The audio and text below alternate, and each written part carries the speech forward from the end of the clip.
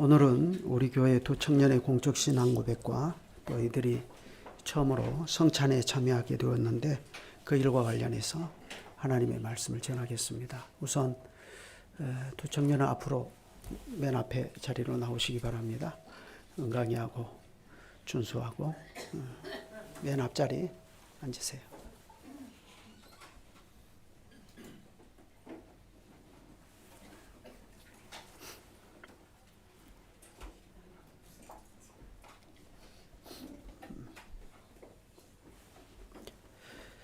오늘 우리가 창세기 17장을 읽었는데 창세기 17장 크게 보면 두 가지 얘기입니다.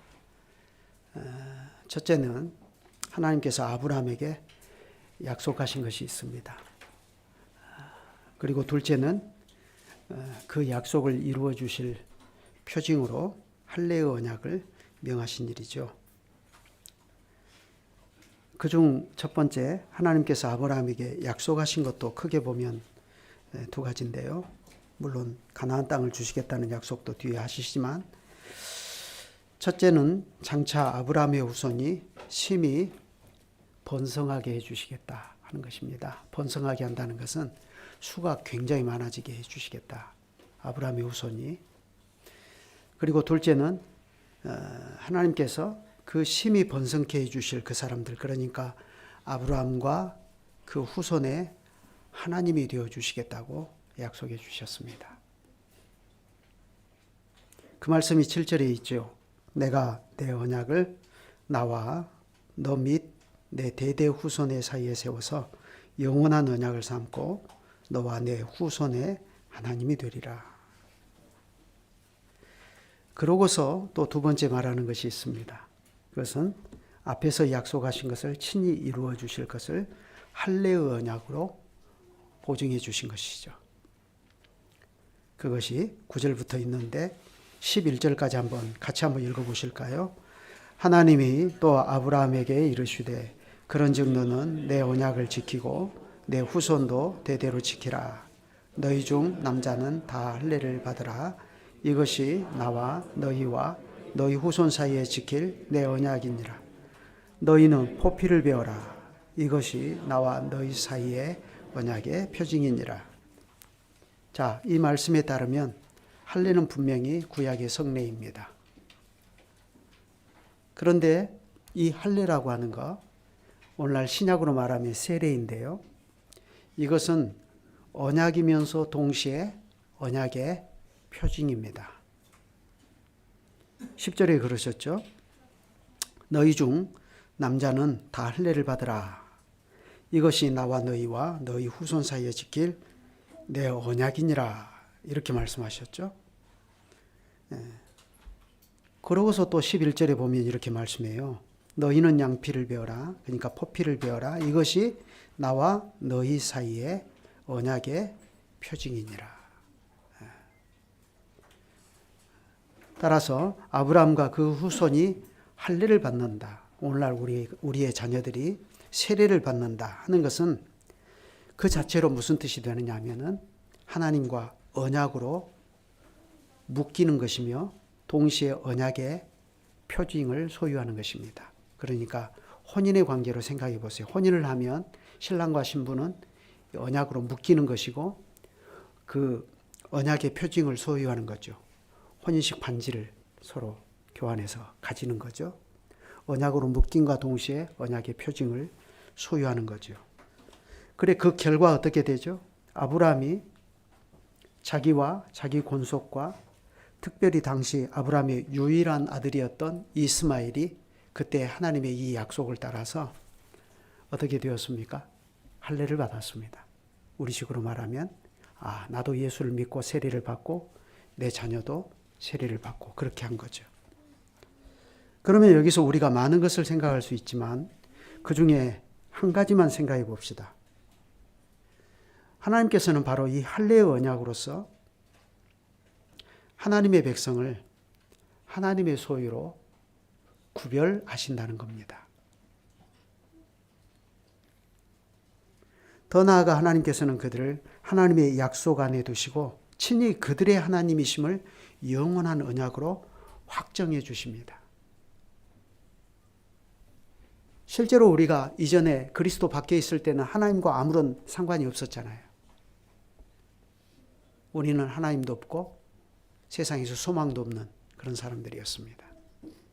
그런데 우리가 어떤 계기에 어떤 순간에 예수 그리스도를 참되게 믿고 세례를 받으면, 그러면 나만 아니라 내 자녀도 같이 세례받는 거죠.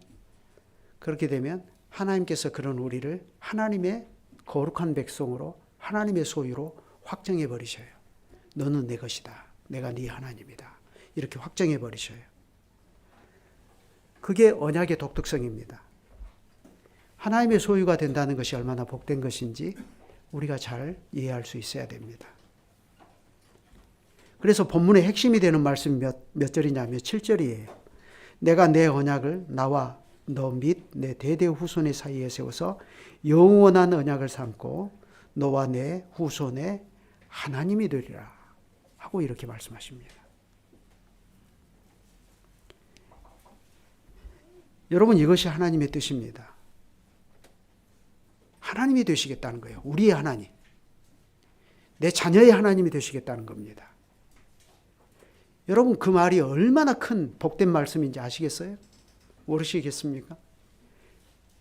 우리는 늘 물질주의가 늘 우리 마음을 휘감고 있으니까 세상의 억만장자가 어느 날 내 자녀를 양자로 삼겠대요. 그러면 좋겠습니까? 아이고, 싫겠습니까? 거기에 목사님의 질문에 함정이 있다는 것을 알겠죠? 억만장자가 불신자면 어떻게 할 거예요? 예수 그리스도를 참되게 믿는 억만장자라면 좋겠죠. 근데 그리스도께서 내 자녀를 내 소유로 삼겠다 그런다면 얼마나 좋겠어요. 그리스도는 온 세상의 구주신데요. 하나님의 자녀를 삼겠다는 거예요. 그래서 그 자녀들이 하나만 아니라 둘만 아니라 100명, 1000명이 아니라 하늘의 별과 같고 바다의 모래처럼 번성하게 하시겠다고 하십니다. 놀라운 일이죠. 그래 이것을 위해서 하나님께서는 아브라함과 그 후손으로 더불어 친히 할례의 언약을 세워주셨어요. 이 할례의 언약이 얼마나 독특한 것인지 알 수가 없어요. 표피를 베는 거잖아요. 몸에 새겨버리는 것입니다. 그러니까 이건 없어지지도 않아요. 아브람도 아브라함으로 바꿔주시잖아요. 모든 민족의 아버지가 될 것이다. 하나님은 그런 분이십니다. 우리가 약속을 못 믿기 때문에, 믿음이 없어서 약속을 못 믿기 때문에 아예 이름에다 새겨버리고 아예 몸에다 새겨버리셔요. 틀림없이 이루어주겠다. 그래서 아브라함, 사람들이 자기 이름을 아브라함, 모든 민족의 아버지요, 모든 민족의 아버지 하고 부를 때마다, 자기 이름을 부를 때마다 아브라함 뭘 생각합니까? 하나님의 약속을 떠올리죠. 틀림없이 이루어질 것이다. 그런데 그것으로도 부족해서 할례의 언약을 명하신 거예요. 아예 그냥 몸에 새겨버리도록. 그러니까 이것은 하나님께서 만대의 교회를 위하여 성례를 제정하여 주신 뜻이 어디에 있는가를 우리에게 분명히 보여줍니다. 여러분, 구약의 성례는 할례와 유월절이죠. 신약의 성례는 세례와 성찬입니다. 그러면 하나님께서 왜 이것을 세워주셨죠? 하나님께서는 아브라함과 아브라함의 믿음에 속한 사람들을 영원히 주님의 소유로 삼으시고 자기 백성으로 삼기를 기뻐하신 겁니다. 친히 그들의 하나님이 되어주시기를 기뻐하신 거예요. 그래서 하이델베르크 요리문답 제1문, 일주일 1문이 뭐죠? 살아서나 죽어서나 당신의 유일한 위로는 무엇입니까? 살아서나 죽어서나 나는 나의 것이 아니요 나의 몸도 영혼도 나의 신실한 구주 예수 그리스도의 소유입니다. 이것이에요. 우리가 하나님의 소유가 된다는 것은 그런 것입니다. 그런데 이 하나님은 천지의 창조주이신데 이 하나님께서 그리스도 때문에 나의 아버지가 되시고 나의 하나님이 되신다. 이게 놀라운 것입니다. 그래서 내가 하나님의 소유다. 하나님의 백성이다. 하는 것은 우리에게 그처럼 안정감을 주는 것입니다. 심지어 우리가 죽음 앞에 맞닥뜨려 있다 하더라도, 어떤 고난 앞에 우리가 맞닥뜨려 있다 할지라도 내가 하나님의 소유다라고 하는 것은, 이건 깨달으면 깨달을수록 우리에게 굉장한 안정감을 주는 것이에요. 하나님은 그렇게 되시기를 기뻐하셨어요. 성례를 통해서 그 사실을 가르쳐 주십니다. 너는 내 것이다.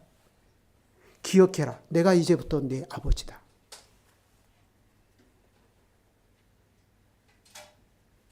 그렇지만 우리가 여기서 한 가지 생각할 것이 있습니다.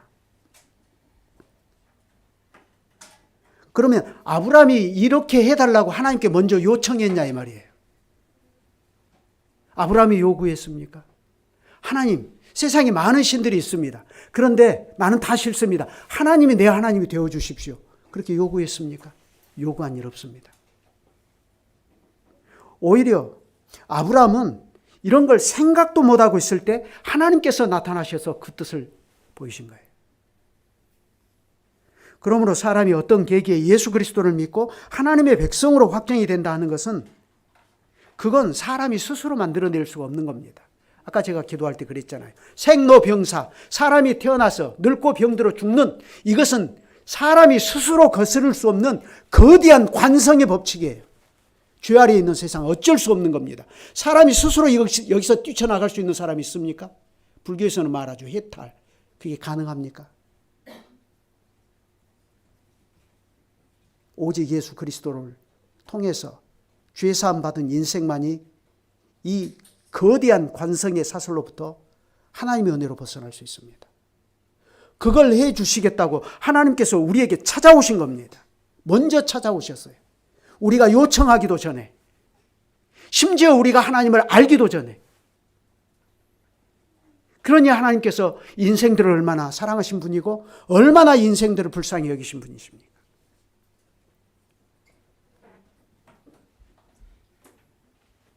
하나님께서는 아브라함과 그 후손을 자기 백성으로 이처럼 소유하기를 기뻐하셨기 때문에 하나님은 그들을 위하여 친히 약속하신 전부를 이루어 주십니다. 그래 그 언약을 이루시기 위하여 그분은 어떻게 하셨어요? 최후에 자기의 독생자까지 내어주셨어요. 어디까지요? 십자가에까지 내어주셨습니다. 하나님께서 만대의 교회를 위하여 제정하여 주신 언약과 그 언약의 표징으로 세우신 성례는 그런 풍성한 의미가 있는 것입니다. 그러니 여기에는 하나님의 이 풍성한 약속 외에 경고도 함께 따라 붙습니다. 하나님께서 주님의 약속을 우리의 몸에 새겨버리셨잖아요. 그래서 영원한 언약을 삼아버리셨잖아요. 그렇게까지 우리에게 이걸 믿도록 하셨습니다. 그런데 그럼에도 불구하고 이걸 믿지 않고 배척해버리면 어떻게 되는 겁니까? 무서운 경고가 따르는 것입니다. 그것은 언약을 배반한 것으로 간주해버리십니다. 그런 사람은 백성 중에서 끊어질 것이라고 말씀하셨어요.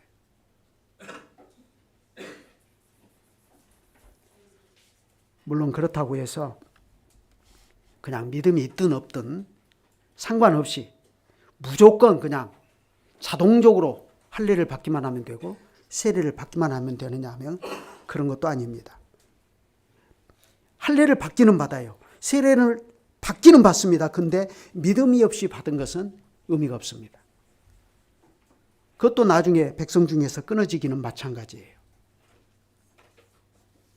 그 대표적인 사람을 한 사람 보여주십니다. 그게 바로 이스마엘입니다. 본문에 보면 이스마엘이 이 언약을 따라서 할례를 받았습니다.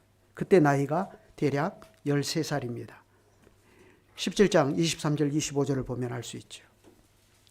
그렇지만 이스마엘은 나중에 이제 1년 후에 이삭이 태어나고, 그래서 하나님의 언약의 상속자가 자기가 아닌 이삭으로 결정될 때 그는 하나님의 이러한 뜻을 거절하고 오히려 어린 이삭을 희롱하고 핍박하다가 어떻게 되었습니까? 아브라함의 집에서 쫓겨나고 말았습니다. 21장에 그 내용이 있죠. 다른 사람들은 다 이삭이 태어나서 젖을 떼던 날에 큰 잔치를 베풀고 즐거워했습니다. 이건 단지 이삭의 돌잔치 때문만은 아니죠. 왜 이때 이 사람들이 큰 즐거움을 가지고 기뻐했다고 하죠? 그 이유를 예수님께서 나중에 말씀해 주셨습니다. 너희 조상 아브라함은 나의 때 볼 것을 즐거워하다가 보고 기뻐하였느니라. 요한복음 8장 56절이죠. 아브라함은 하나님께서 그분의 전능하신 능력으로 이삭을 주시고 이삭을 언약의 후사로 세워주신 것을 보고 기뻐했는데 거기서 그리스도의 날을 바라보았다 하는 것입니다. 그래 바로 이 아브라함의 기쁨이 다른 사람들에게도 있었습니다. 그래서 이삭이 젖을 떼던 날 큰 잔치를 베풀고 기뻐하는 그 기쁨에 그 집 식구들이 다 참여해서 함께 즐거워하고 기뻐했어요.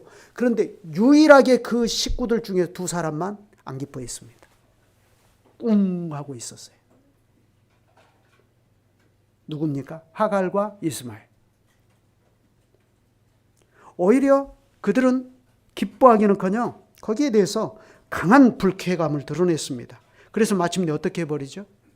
이스마엘이 이삭을 희롱해 버립니다.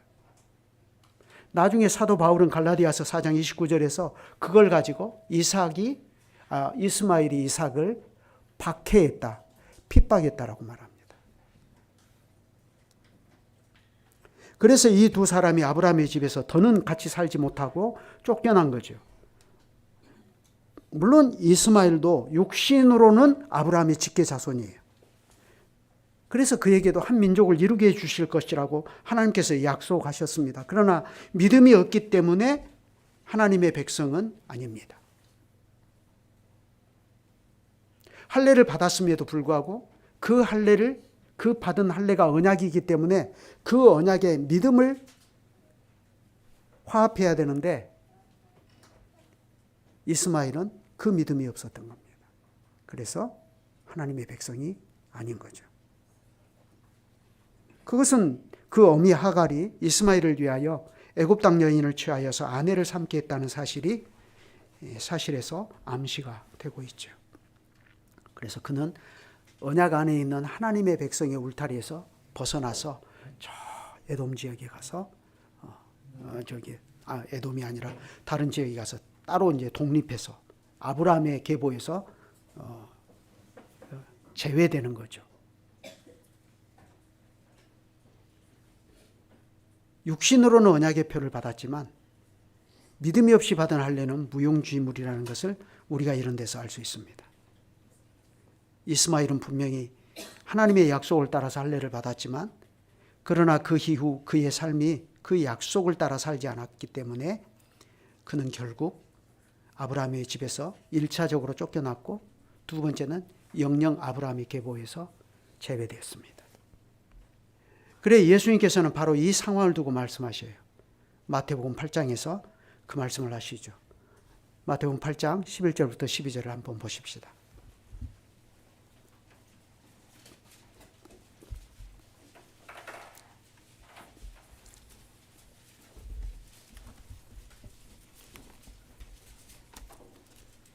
(11절부터 12절) 다 같이 읽으시죠. 시작. 또 너희에게 이르노니 동서로부터 많은 사람이 이르러 아브라함과 이삭과 야곱과 함께 천국에 앉으려니와 그 나라의 본 자손들은 바깥 어두운 데 쫓겨나 거기서 울며 이를 갈게 되리라.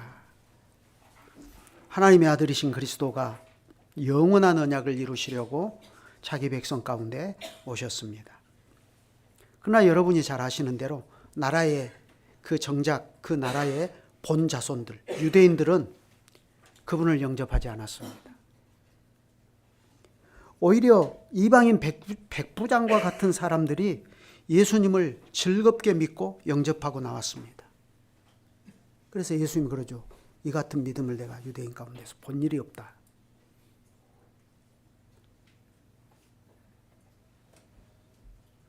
그런데 정작 아브라함의 후손으로 자처하고 할례 받았다는 것을 자부심으로 여기고 살던 나라의 본 자손들은 그러한 예수님을 배척해 버렸습니다. 그래서 예수님이 지금 이 말씀을 하시는 거죠. 동서로부터 많은 사람이 장차 아브라함과 이삭과 야곱과 함께 천국에 앉을 것이다. 천국에 앉는다. 이 말은 잔치에 앉는다는 건데 지금 신약의 성찬을 통해서 보여주는 이 자리를 이야기합니다. 여러분이 성찬에 참여해서 이 자리에서 먹고 마신다는 사실이 보장하는 게 뭐가 있죠? 하나님의 나라에 여러분의 자리가 있다는 것을 보여주는 겁니다. 고재수 박사의 교회학의 이론과 실제라는 책에 보면 그 사실이 분명히 나와 있잖아요.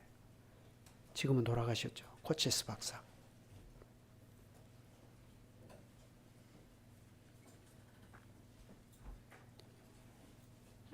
동서로부터 많은 사람이 이르러서 이 천국의 잔치에 앉을 것이다. 그런데 정작 나라의 본 자손들은 여기서 쫓겨나서 바깥 어두운 데 쫓겨나서 거기서 울며 이를 갈게 될 것이다. 여러분, 그것은 오늘날도 마찬가지입니다. 우리가 하나님으로부터 참으로 좋은 것을 받았습니다. 우리가 하나님의 말씀을 받았고요. 하나님의 영원한 은혜 언약의 표와 인이 되는 세례도 받았습니다. 그렇지만 믿음이 없이 기계적으로 받은 세례는 아무것도 아닙니다. 몸에 표피를 뱉다는 것, 머리에 물을 끼얹는 외적인 세례를 받았다는 것, 그건 진정으로 우리가 받아야 할 마음의 할례, 마음의 세례가 뒤따르지 않으면 안 되는 겁니다. 그래서 모세는 바로 이런 점들 때문에 말했죠. 그러므로 너희는 마음의 할례를 행하고 다시는 목을 곧게 하지 말라. 신명기 10장 16절입니다. 에레미야 선지자도 모세의 이 말을 그대로 채받아서 전했습니다.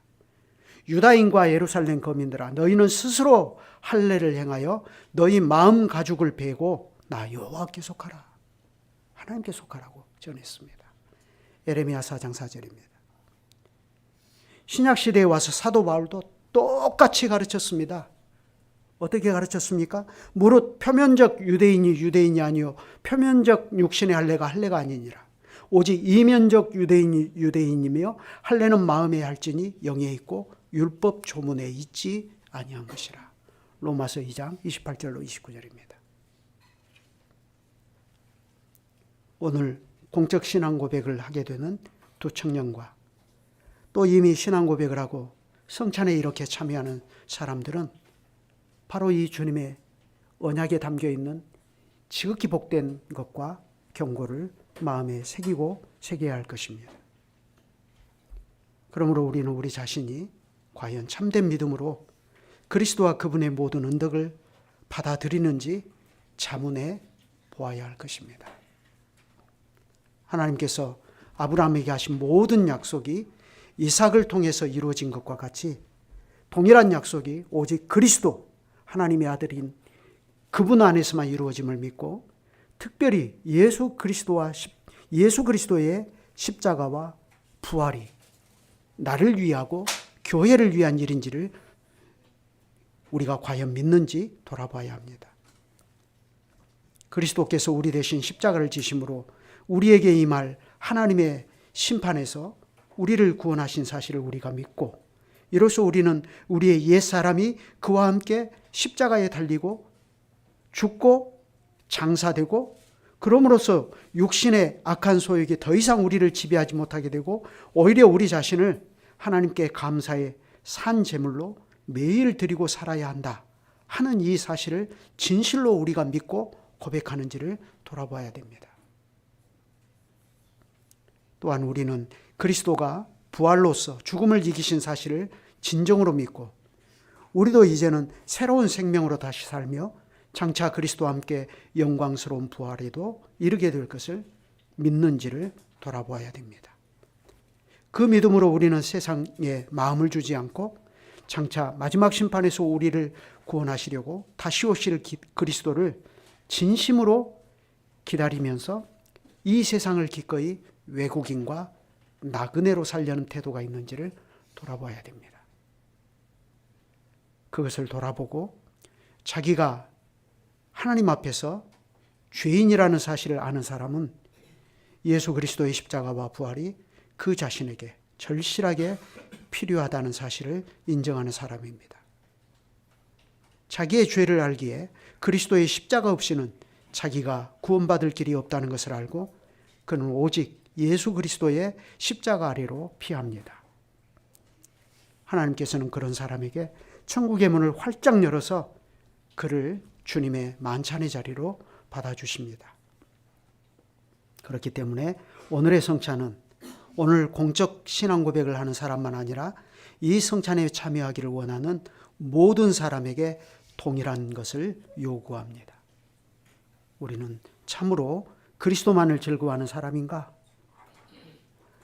하나님께서 늙은 아브라함에게 이삭을 주시고 이삭이 어느 정도 자라서 젖을 떼던 날에 온 집안이 큰 잔치를 베풀고 함께 기쁨을 나타낼 때에 나도 거기에 동일한 기쁨으로 그리스도를 즐거워하는가? 아니면 나는 여전히 그리스도에 대해서 무관심하며 불만을 표출하고 있는가? 아브라함이 이삭의 존재를 통해서 하나님의 전능하심을 비로소 깨닫고 그가 그리스도의 때 볼 것을 즐거워하다가 보고 기뻐하였다 했는데 그 동일한 아브라함의 기쁨이 오늘 공적 신앙 고백을 하는 두 청년과 그리고 성찬에 참여하는 이 교회 회중에 가득하시길 바랍니다. 이어서 공적 신앙 고백을 하도록 하겠습니다.